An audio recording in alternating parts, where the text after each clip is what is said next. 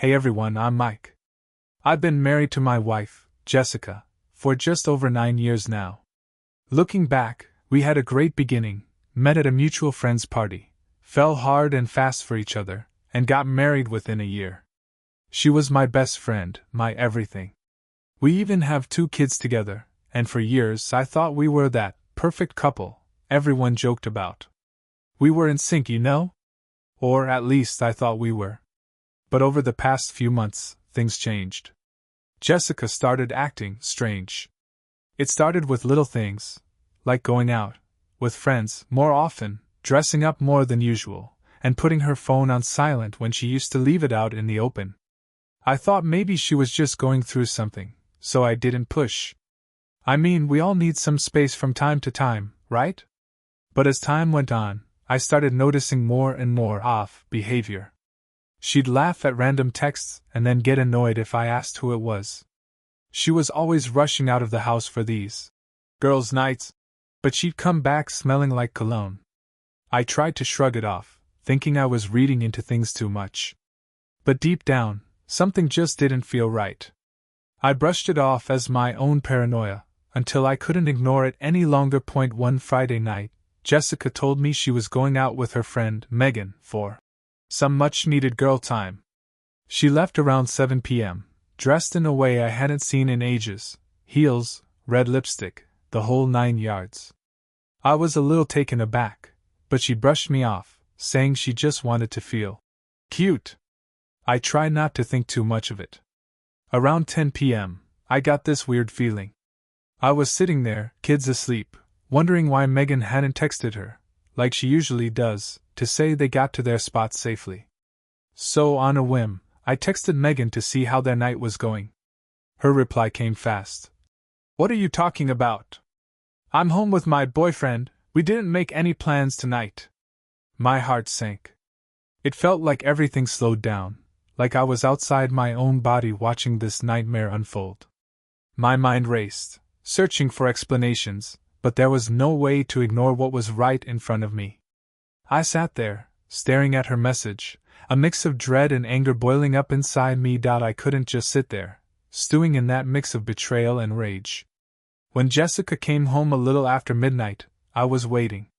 She walked in, casually smiling, and I noticed the faint trace of men's cologne clinging to her. I couldn't even look at her without feeling sick.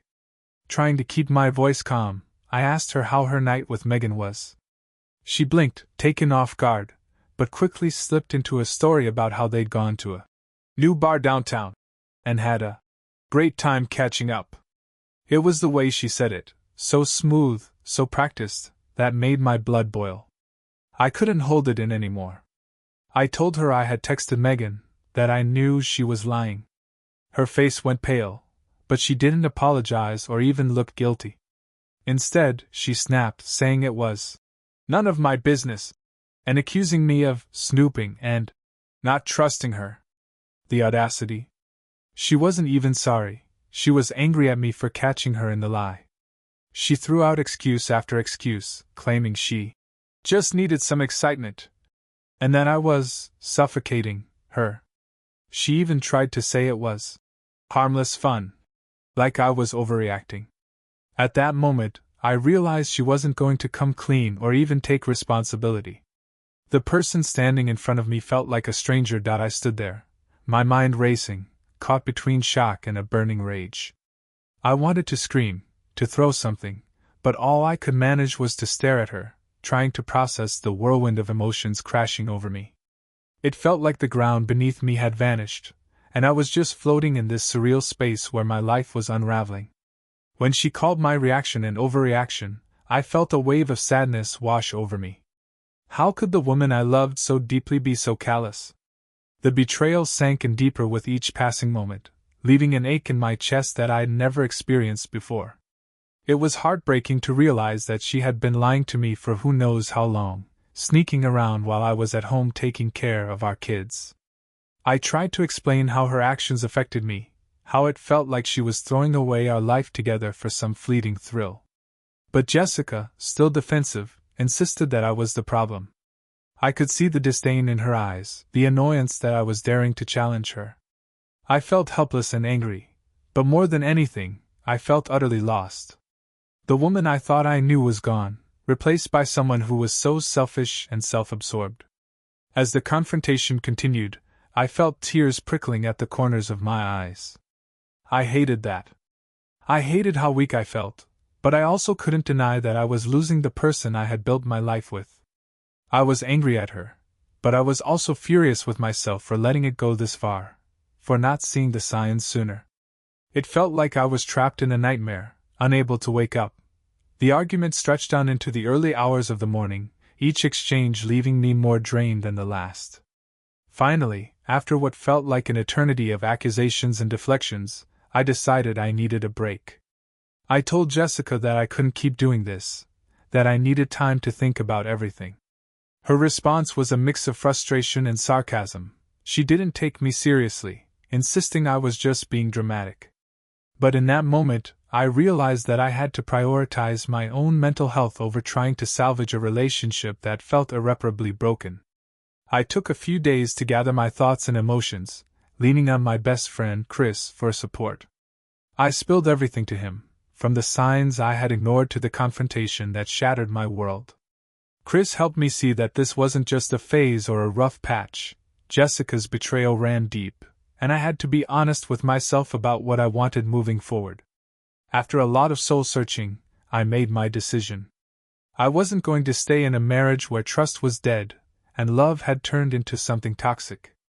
I knew I deserved better, and more importantly, I wanted my kids to grow up in a home filled with respect, honesty, and genuine love, not in a facade built on lies. When I returned home, I sat Jessica down once again. I told her that I was done. I had thought about it long and hard, and there was no coming back from this. She tried to argue, to convince me that we could work things out, but I stood firm. The disappointment in her eyes was palpable, but I felt a strange sense of relief wash over me. It was time to move on. I wasn't going to be her backup plan or the guy she could manipulate.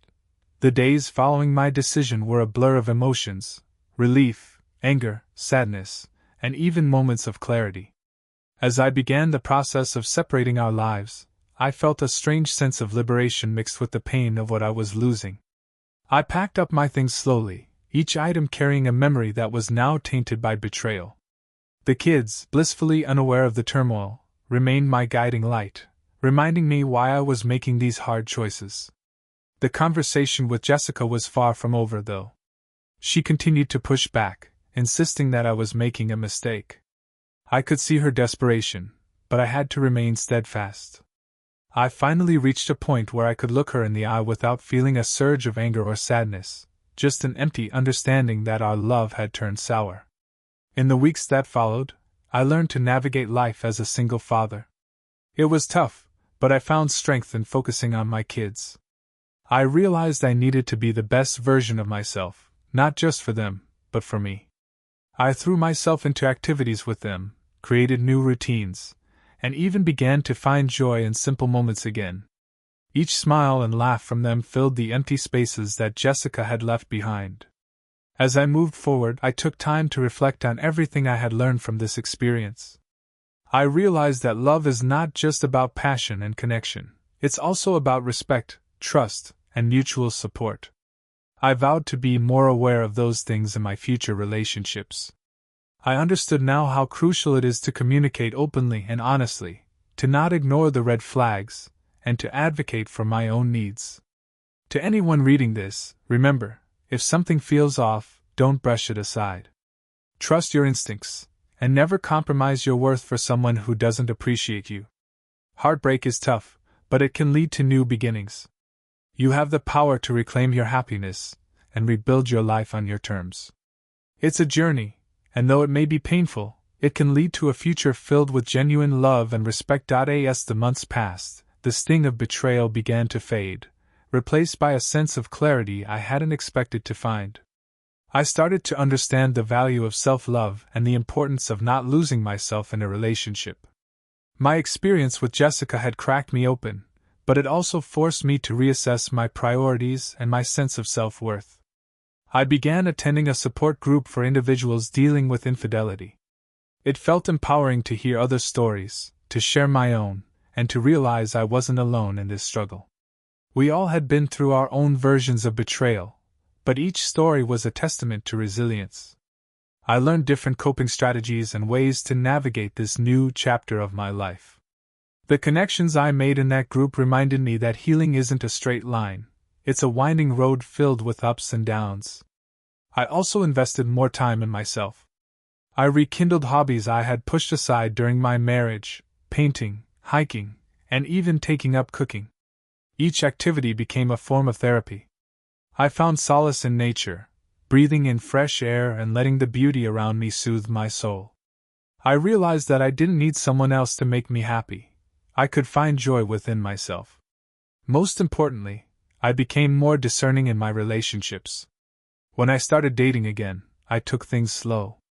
I made it a point to communicate openly and establish trust from the beginning. I was determined not to repeat the mistakes of the past. When I met someone new, I was honest about my experiences, and I sought the same transparency in return. It felt refreshing to be vulnerable in a healthy way, and I began to understand what a supportive relationship could look like. Through this journey of self-discovery, I realized how crucial it is to have a strong support system.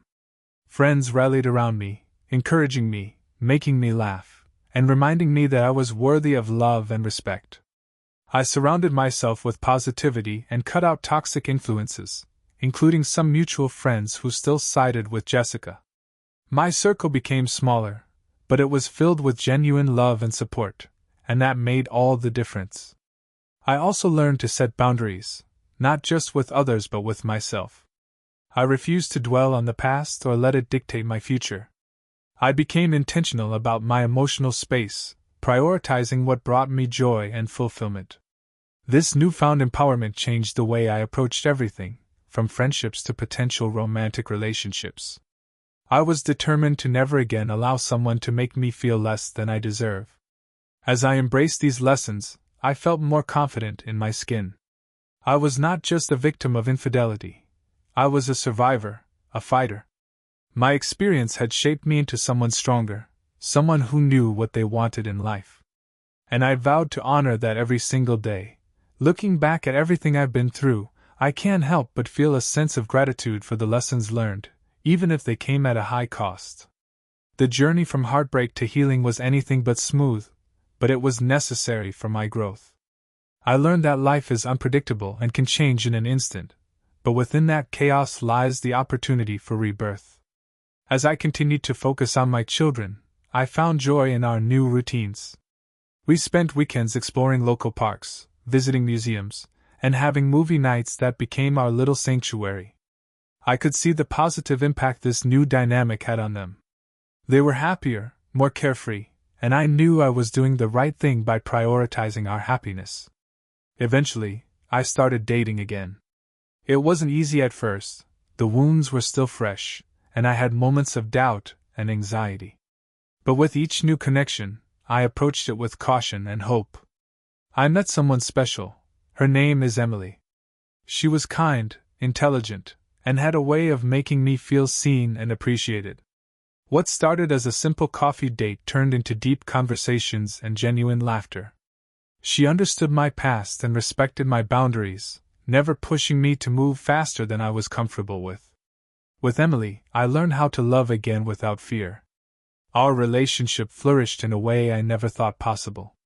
I could feel the walls I had built around my heart slowly crumbling. I was able to share my thoughts, my fears, and even my scars without the weight of shame. For the first time in years, I felt excited about love, not the kind that consumes you but the kind that nurtures you. I also took the time to reflect on my relationship with Jessica. While the pain of her betrayal still lingered, I understood that it was part of my journey. It taught me what I would no longer tolerate, and what I truly wanted in a partner.